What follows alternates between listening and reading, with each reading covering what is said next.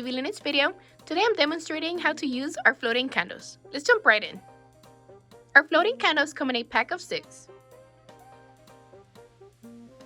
Each candle measures 3 inches round.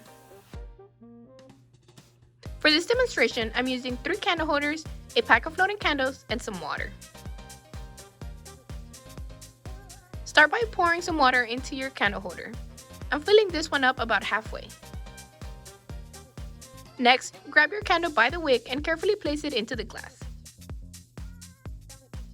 I'm repeating the process for the other 2 candle holders.